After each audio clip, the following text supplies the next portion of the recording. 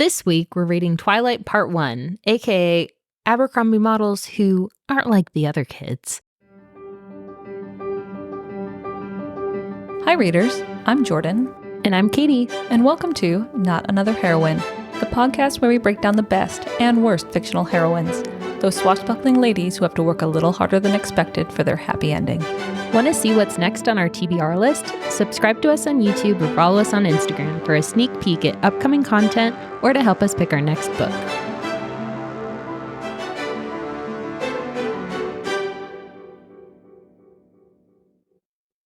Twilight, Part 1. Part 1. Let me talk through these caveats really quick. Please feel free. Okay, so I already we spilled have my cocktail all over me. Oh my God. Okay, so caveat 1. We have our arch nemesis villain on the pod who's actually like low-key our best friend, but that's fine. Rob is starring Renaissance man. Yeah, Renaissance man, scarves, very smart, probably uses big words that I, as a Gen Z, will absolutely ask him to define. This is Rob. Hi. Okay, caveat 2. Jordan and I, and also Rob, but he's eloquent and very well put together.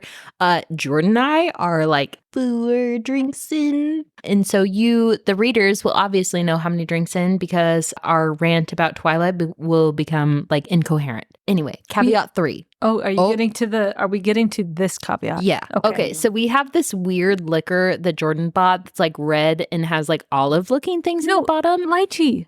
Okay, but it's lychee, but it looks like olives. And it's called I think it's choya. So we have to take a shot every time we mispronounce a word. And if you've been listening to the podcast for anything longer than like 45 seconds, you know that Jordan and I are incapable of speaking English, let alone anything even remotely sourced from anywhere besides English. The only thing we have saving us on this particular episode is the fact that this is technically like a paranormal contemporary teen romance. We have no Neves going on in this episode. Yeah, but it does. I mean, if you're a longtime listener like me, I've been listening since episode 1. You do notice that somehow or other, Katie and Jordan, it's like 2 women who speak fluent English with a Swedish accent sometime, just spontaneously bend a word into a weird, like, why that emphasis? I don't understand. There are certain words that I just absolutely cannot say.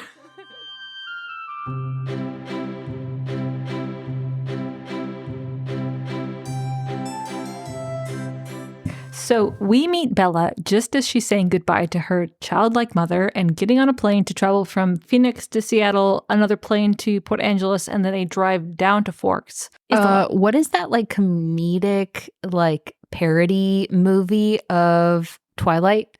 Do you guys remember what I'm talking about? And she has the giant inflatable cactus.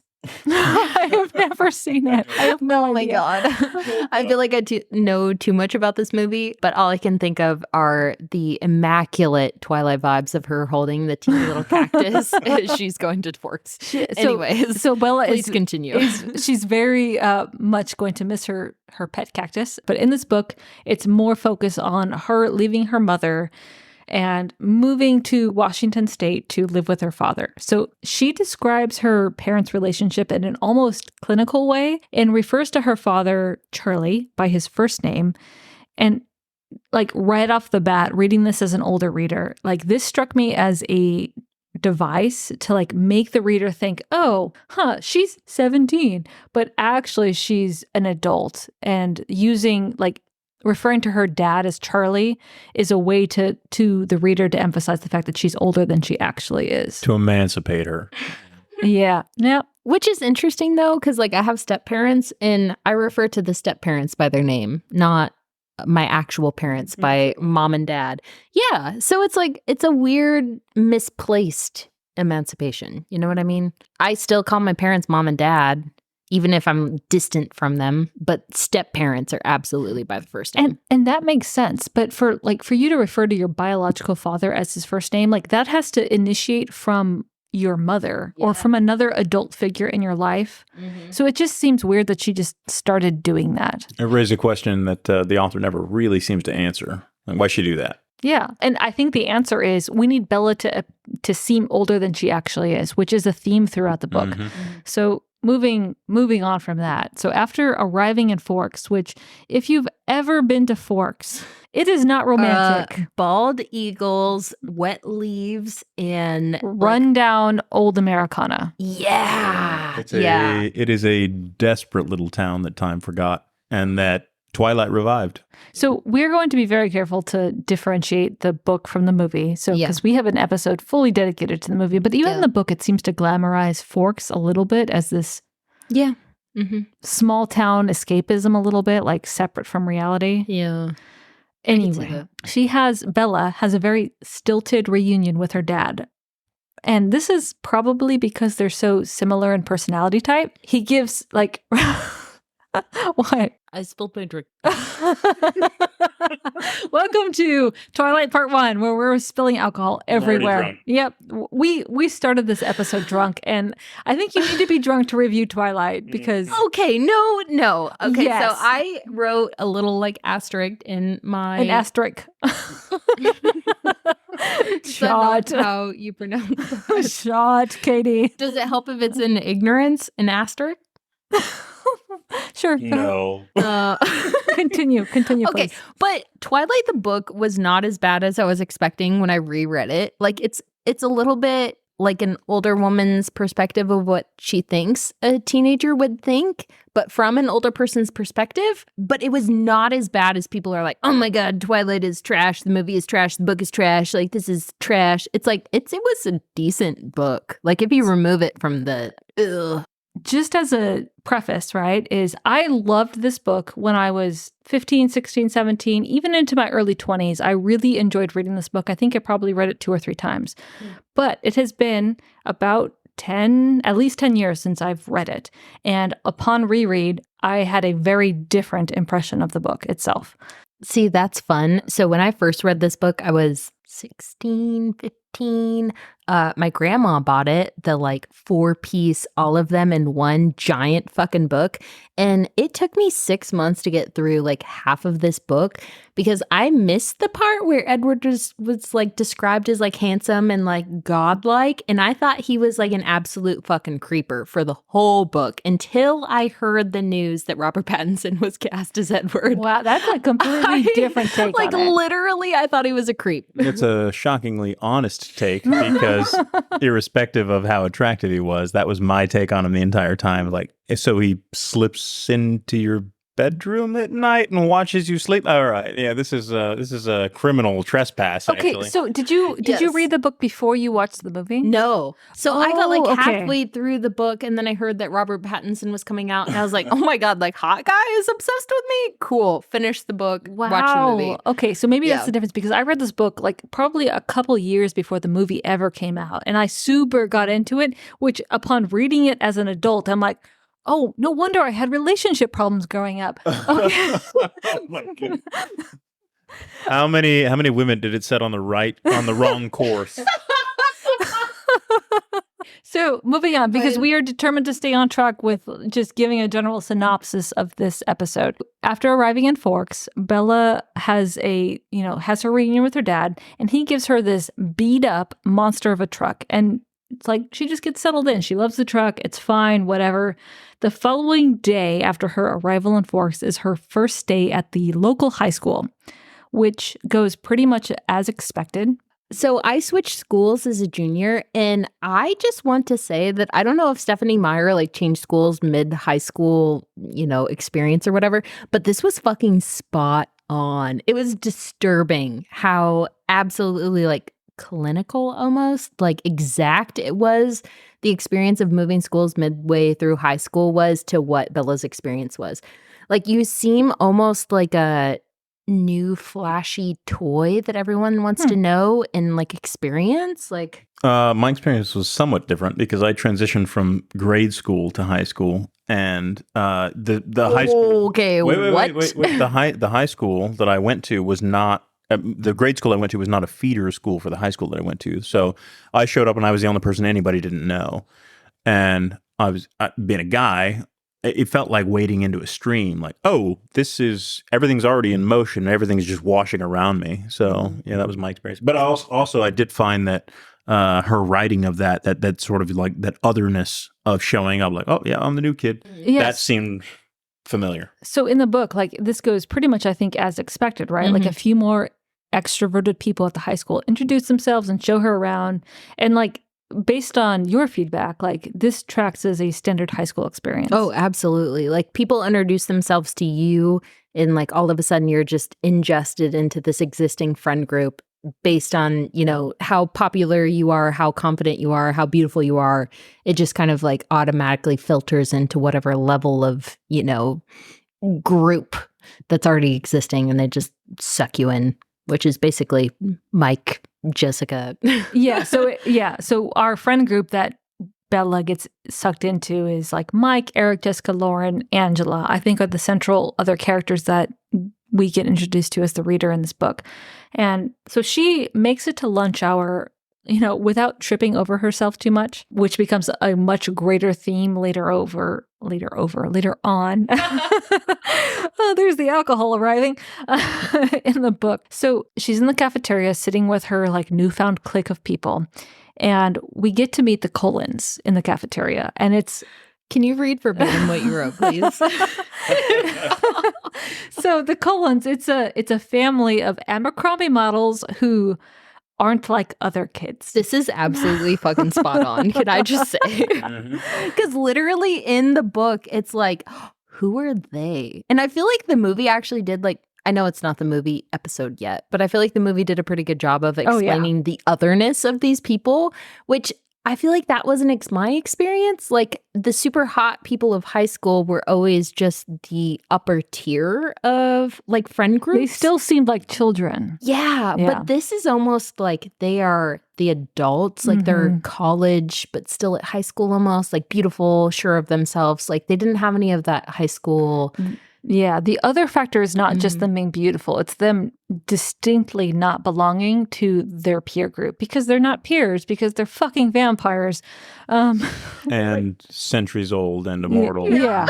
Don't belong amongst the least mature of our adult population. So one of the clique, which is probably Jessica, gives Bella a rundown of all of these beautiful people. And in total, there's 5 of them, which are all foster children of Dr. Carlisle and Esme Cullen. First off, there's Rosalie and Emmett, who are, like, to quote Jessica, a couple, which is, you know, not normal. Like, that's fucking weird, right? This is like playing into all those weird, like, this is gonna get explicit, but like porn tropes of like step siblings, foster kids. It's like that is really fucked up. Like at least Jessica recognizes like how weird that is.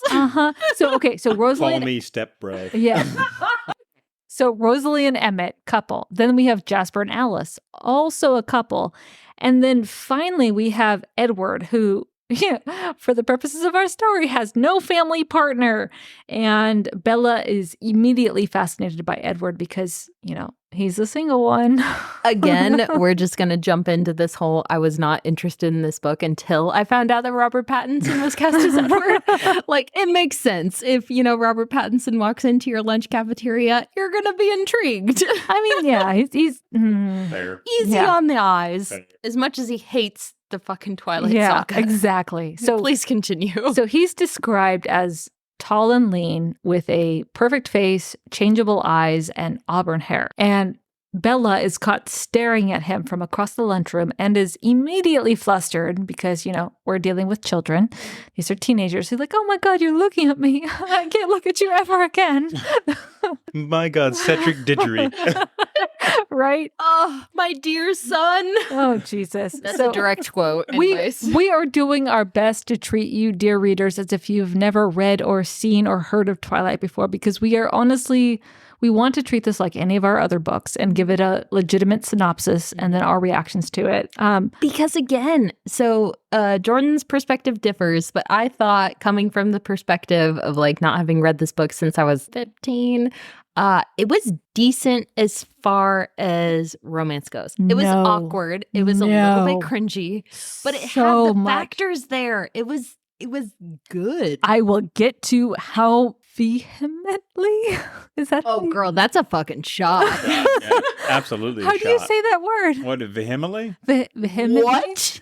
Vehemently. They vehemently. What do you think? It's vehemently? Vehemently?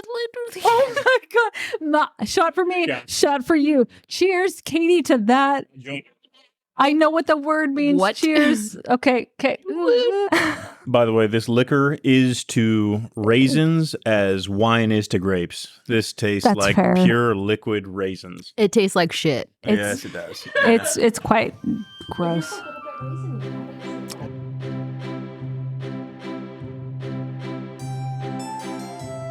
We have all taken a shot because we are terrible people. And What did we even mispronounce? No, No, it wasn't light. No, it was Yeah. vehemently. Is it vehemently? I don't know, and I don't want to revisit this Nope. topic. So moving on. Anyways, Yeah, we're gonna So take things a are going shot. swimmingly. So things are going swimmingly until she arrives at biology class and is assigned the only empty lab bench. Edward looks like he's about to have what I can only describe as my mother, would quote this as a full-on fucking conniption fit the entire time she is sitting next to him. Okay, so I know I just read the book, but the only thing I can see is the fucking like scene that they set up in the movie with the owl wings behind him to look like angel wings. Well, I didn't catch that when I watched the movie.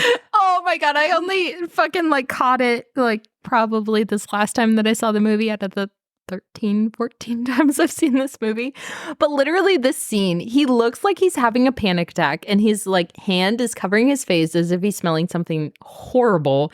And it's just so spot on. I mean, that tracks with the book, though, because Mhm. in the scene Yeah. in the book, she describes Edward's reaction to sitting next to her as if he is smelling something bad. So she's constantly moving her hair in front of her face. She's embarrassed. At any point, if someone put their hand over their face and acted like they were in pain when I was sitting next to them, I would question, secret degree, ability to mask BO scent.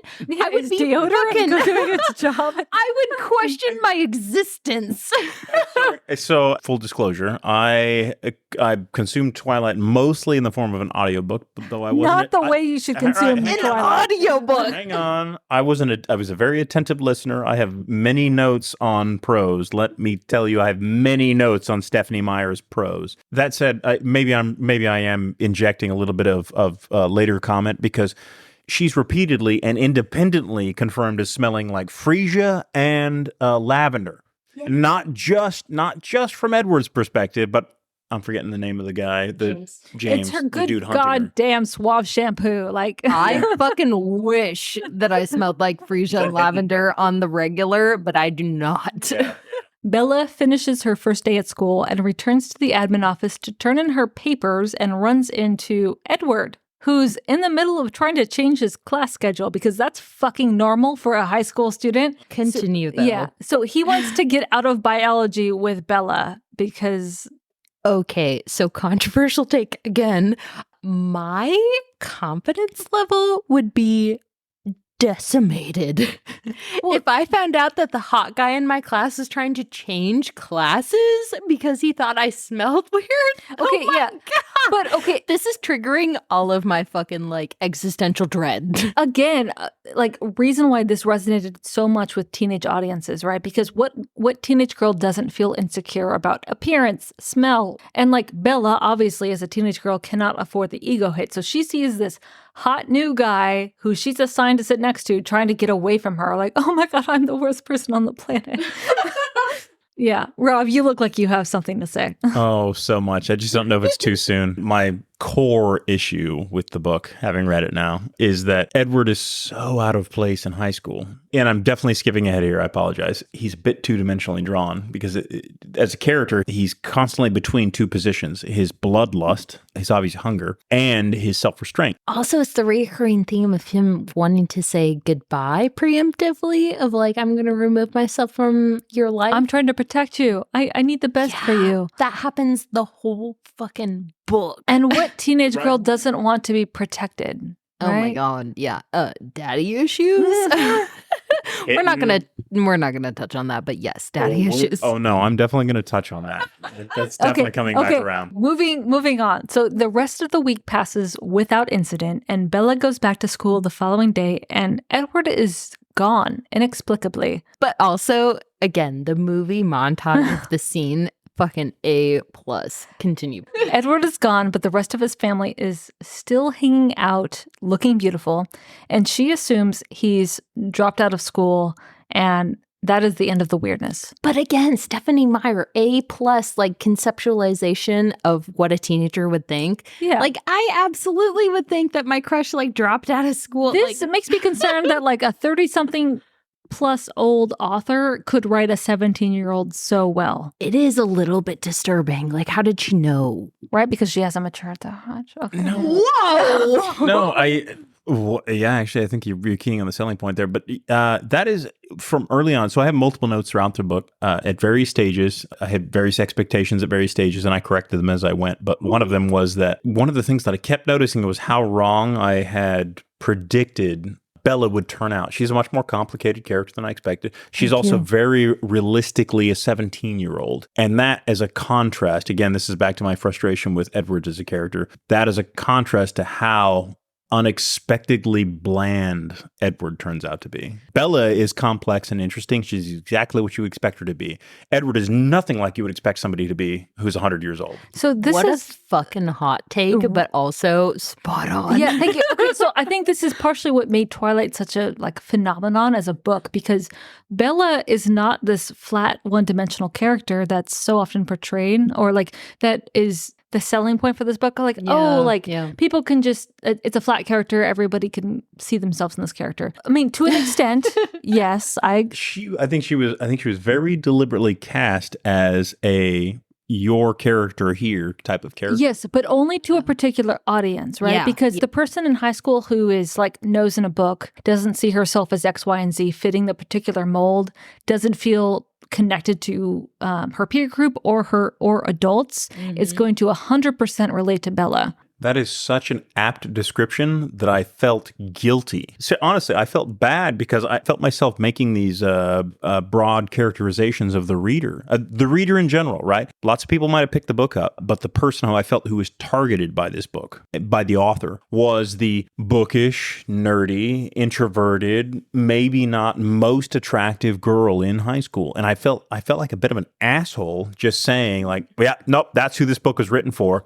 But I mean, it seems almost an inescapable conclusion because she assiduously avoids description of Bella, right? She's simultaneously described as being a bit plain, but also being, the object of everyone's attention and affection. Inexplicably attractive to the opposite sex. Yeah. And so I felt like a bit of a jerk saying like, oh, yeah, she's meant to be an every woman as opposed to the everyman, where every reader can project themselves into the role. And I'm going to reveal myself to our dear readers and the fact that, like, I loved this book as a teenager because I felt so seen by Bella as a character. Like, I could relate to this character because that is who I was in high school. Like, she undergoes, like, the Jane perspective. Like, Jane Doe is constantly the female protagonist of books that's like not really any kind of, characteristic in any kind of capacity, but she's just there existing kind of, obviously a female, but not any kind of like loud or, attractive or responding to circumstance. Yeah. But that's who 17-year-olds are. Yeah. Yeah, that's fair. Yeah, they don't know who they are. They just are existing. They're hoping that, men will pay attention to them, or women, like irrespective of gender, but like someone will pay attention to them. They just want to feel seen for the individual they are as they're forming into a distinctive individual. Edward's character is. Even if he's two-dimensional, he's someone that's paying attention to her. Yeah. And that's where, oh God, I'm so skipping ahead. Okay, so we're going to interrupt you, but I do want to thank you for acknowledging the fact that Bella is, as a character, legitimate and relatable and has value to a reader. Which is crazy that everyone's like, oh, she's two-dimensional. You could put any Jane Doe in her place. But it's like, no, that's like a 17-year-old, a little bit like uncomfortable with who she is. Like, that's not irrespective of, characteristics. Like, that's specifically a 17-year-old. I do feel like details were put into her. Oh, I've already read Chaucer. What 17-year-old has already read Canterbury Tales?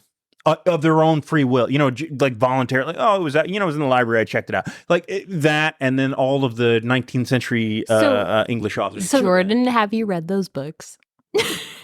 Exactly. I have read some of them. Guilty silence right there. I have not, but I also thought that Edward was a creeper. So maybe like Jordan is the target audience for this. Thanks, Katie, for that. I feel when it's a hot guy, then Katie's the target audience. Okay. I felt guilty, but I mean, yes, I was like, oh God, Jordan was damn it. was I'm sorry, I love you. I love both these women as like sisters, but I mean, I felt very much like Jordan was the target audience for like I'm not saying Stephenie Meyer was this Machiavellian mastermind. It's like, I'm gonna write a book that's gonna make $1 million. If you're looking for women who did not peak in high school, then yes, this is the target audience for Twilight readers. Okay, so let's caveat that by the fact that like Jordan's hot now, so Fair. Thanks, Katie. Stella just hasn't hit her age yet, So if we have 17-year-olds that are reading Twilight and like really vibing with Bella, just wait, like give it 10 years, people. No, as a dude, I beg you, please, like you're seriously, your time, you will be a goddess at 22. I swear. I do want to caveat that like part of the design of Bella's character is to make her relatable to a specific set of readers, people who are actually going to pick up a 500-page book in high school, but also to make it realistic for the romance line of this book. Bella makes it through the weekend, so she's had her first day at school. Edward was fucking weird throughout biology class, and he tries to change classes with her, and she has an ego hit. So Bella makes it through the weekend, and when she goes back to school on Monday, Edward has returned. So she sees him from a crunch across. I think that is a bloodshot right there. Give me the alcohol. It's not even filled up. Okay, so she sees him from across the lunchroom again, and she gets all flustered and awkward. So when she attends biology class later in the day, Edward is there at their table, like they're assigned 2-person table, and this is the very first time these two characters interact with each other. And it's almost pleasant. Now, I'm going to take my shot that she filled up with. Yeah. Gentlemen. We're serious about this here. We absolutely fucking are. I took a shot. I'm sorry if I mispronounce anything else. It's just going to get worse. Anyway, they work together on this lab assignment, which Bella does with ease. And Edward makes some effort at getting to know her during this interaction. Okay, but also, can we talk about that Bella was in AP biology, I think, and then the teacher was like, oh my God, were you like in AP biology before this? Oh my God. Because I, again, went through this fucking experience. Like, classes don't go through the same kind of curriculum. So if you've gone through anything vaguely ahead of where you're supposed to be, they're like, oh my God, are you like smart? And they make it a big deal, but it's like, maybe my class was like a month ahead of yours. And then they're like, again, like 1 month. And then it's another way to make Bella appeal to this smarter, more, they're reading books, they're doing it fun, it makes her audience. So it's to make her seem more isolated and acceptable to someone who is perhaps not experiencing the same level of education as she is. But it's also crazy. Whoa, hot take. That's an interesting take. Yeah. Who's not experiencing like, oh, what a revelation this science lecture on the universe is to me, because he's had 100 years to see. He's had 100 years to see, Einstein and Enrico Fermi. No wonder he thinks. We want to talk about the homeschooling thing. We need to get through this. Okay. Moving on from biology class. It snows, and then Charlie is kind enough to wake up early and put chains on Bella's truck. And I thought this was super important. So on TikTok or Instagram Reels, whatever you prescribe to, Charlie has daddy energy. Absolutely. Okay, but Bella, this stands out to Bella. Like him getting up early out of his day to put chains on her truck stands out to her as this is the first time someone has taken care of me versus her taking care of her mother her entire life. And it's this revolutionary thing as a character for Bella. Like, people are capable of like taking care of me and foreseeing things that I need before I see them myself. And this will play into comments I'll make later about wish fulfillment and how, I'm giving Rob like major side eye right now because it literally fills in eldest child vibes right now. So you constantly have to like understand the wants and needs of your younger siblings and also your adult fucking parents and be a third parent. So this like absolutely prescribes to the like 17-year-old who has constantly had to take care of other people for your entire life. And all of a sudden there's someone that's like tuned into your needs. Oh my God. This is smut for like teenagers that don't understand what smut is. Exactly. Smut for the person who's like, I just want to not have to worry about shit. So Bella drives to school with chains on her truck, and she gets to the parking lot at the high school. She's just getting out of her vehicle, and she sees from across the parking lot that Edward is standing next to his shiny silver Volvo, like way across there, and she's like just getting ready to like get settled in, walk to class. And my heart. Can I might be skipping a sentence or two ahead here, but that is one of my Twilight notes, which is stupid shiny Volvo owner. Which is a direct quote from the line. Like, I just thought that was one of the best lines of the book, honestly. It was A+ line. Like, she noticed that he's hot and like, noticing her. Okay. I appreciated it. I thought it was good. So, not Paramore. I thought it was again. So she's standing next to her truck and making eye contact with Edward, so however many yards away, when the next thing she knows, there is this vehicle careening towards her, just out of control, because obviously there's snow on the ground, they can't control her, they can't control the vehicle, and then all of a sudden she's swung out of the way, and the van that was about to smash her to pieces is being held off physically by Edward and his two, shiny white hands, like, just pushing the van out of the way. So she is shaken, but not enough to forget that Edward was yards away from her at the time of the accident, and there is no human way he could have made it to her in time to prevent this catastrophe. Is this weird to say that this is, the point in the book that I had the least problem with? I was like, oh yeah, cool. Okay, next part. It's a weird thing to recognize. It is. Yeah, no, I have no objection. Continue. Edward tells Bella repeatedly that, she's kind of like, you were over there, I was here, this thing was about to kill me, like, what happened? The fact in both the movie and the book that he feels so confident in his fucking gaslight ability, like, can we talk about this? He does that on just like several times over. Yeah, you imagined the whole thing. I was standing next to you the whole time. That's what he says to her. You, were you going to convince? Like, he says that in the book and the movie. Like, bro. Well, I mean, how many times did Stephenie Meyer cast him as this alabaster statue? Like, all right, fine, yeah. Like, I can see. Like, I'm 40 and I'm aware of my limited abilities to manipulate people. But this guy's 100 years old and supernatural in every aspect, and so. Yeah, it doesn't seem too crazy that he would be able to. Actually, that's an interesting kind of an enrichment on the character of Edward, that he would be like, yeah, no, I was right beside you the whole time, like, and you're gonna believe that. But that makes it's an important distinction for Bella as a character, because consistently throughout the book, she's like, no, that's not what happened, and she is consistently contradicting Edward, and what he's telling her as reality is not actually happening. Because he's like constantly throughout this fucking book, like, I am immortal. I am, 100 and something plus years. You are a child. I'm like weirdly attracted to you, and we've like gotten over that point. But like, I am always going to be someone immortal. And skipping ahead here. Yeah, that's true. Okay, so if you have seen the Twilight movie a time or two, you already know this.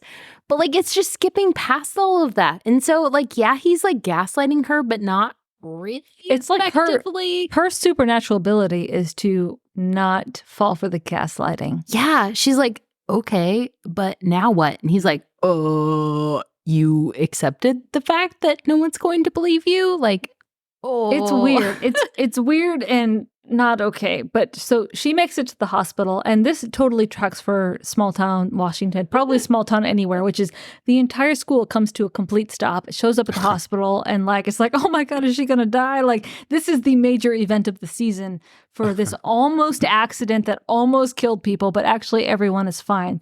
She ends up being treated by Edward's like foster dad, Dr. Carlisle. Yeah, oh, I know. I know. So before being released, in the hospital, she and Edward have this very awkward interaction where she's like, I know you weren't right next to me. And he's like, I know you know, but please promise not to say anything. And I'll talk to you later about what actually happened. And this is kind of the first indication that something is off and paranormal about the whole story. Again, I feel like this kind of plays into that somewhat dangerous, parallel, I guess, that you can recognize that something's not out of the norm. You can call out the gaslighting, the lying, and be like, I'm not going to tell anyone anyways. It's like, I feel like Stephenie Meyer kind of made like a misstep or a mistake in saying that that's okay and playing that into the romance. Because, I mean, if you kind of project that onto a different kind of relationship, that's dangerous. That someone recognizes that you're lying, that you're, someone in a more powerful position than you and saying, like, I don't care. I mean, like, we're in, vaguely in love. Like, I find you attractive.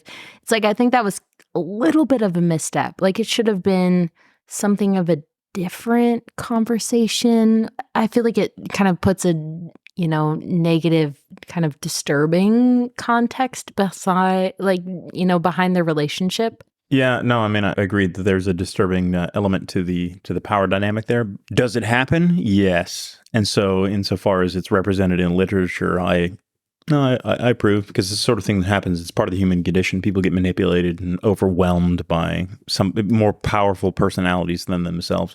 But I mean, at the same time, it's a problematic dynamic. So insofar as we're assessing the individual characters in the narrative, Edward made some moves here, and then he wound up having to make some unethical decisions to cover his own ass. So, this interaction at the hospital ends. Like, she checks out, okay, there's nothing significant that happens. And then she ends up returning to school the next day, and they have, another unpleasant interaction in biology class, and he's not talking to her again. And weirdly, Bella interprets this behavior as indication that he regrets saving her life, which is, for me, like, okay, yes, this character was absolutely 100% designed to speak to me, like, as a 17-year-old, 16-year-old, 15-year-old reader. Like, how insecure are you? How desperate are you for validation and approval, and like seeking to say, you know what? You're valued as a human. Right. And for her to interpret like lack of any of that as my life isn't worthwhile. It's huge. It's significant. And like that, it seems like an extreme reaction. But at that age, though, like that's what you're feeling. The emotions are so extreme up and down. Yeah, especially when you pair it with like all of the other people that she's not interested in being interested in her. It's like the one person that you put on a pedestal above all is like, oh, like, I'm indifferent to the fact that I saved you and you didn't die.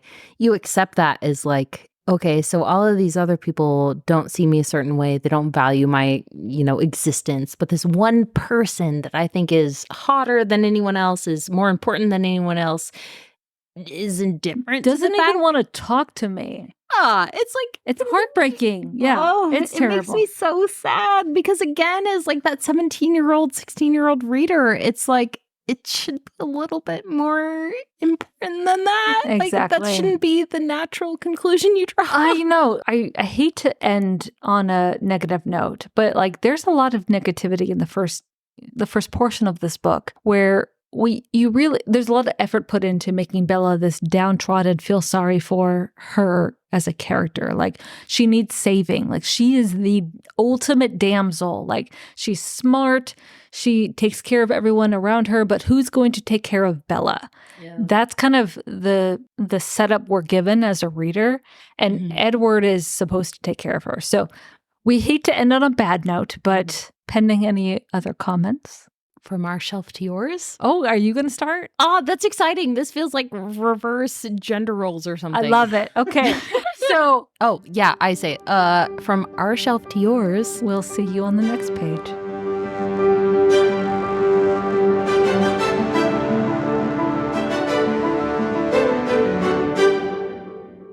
Hi, readers. If you'd like to help us pick our next book, send us a message on Instagram.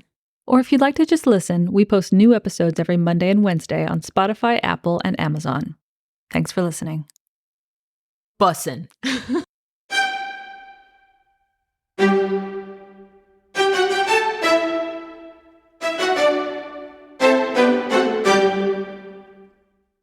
Hello, readers. But I'm not recording yet.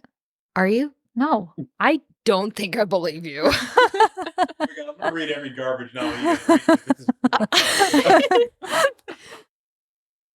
Rob's dear partner is the most beautiful woman you've ever seen. Oh my God. This podcast is going to turn into like a love letter to Rob's wife. Hello, Rob's wife. We I love you. 100% do not deserve her. We're turning into an actual like fantasy It's so romance, like cute. as is. He very obviously doesn't deserve her, but we support this. Yeah, that's true. Like I'm gonna take it while I can get it. You hear the rattle of the ice in the glasses here? Yeah, we're all a few sheets gone now. This is our... A few sheets blonde. Oh, wow. Can you interpret? So we're a few sheets gone is the correct translation of that. That's Gen X for we've had a few to drink. We're... So to be fair, first thing that came to mind is we're ShamWow. I also want to explicitly explain to our listeners or readers that these shot glasses have Disney princesses on them. that's how I roll, readers. That is absolutely our fucking like Regency, pure to society Jordan speaking. We have a Disney quote like painted on the wall, which I can't take credit for, but Jordan has a Disney quote painted on the wall. Rude.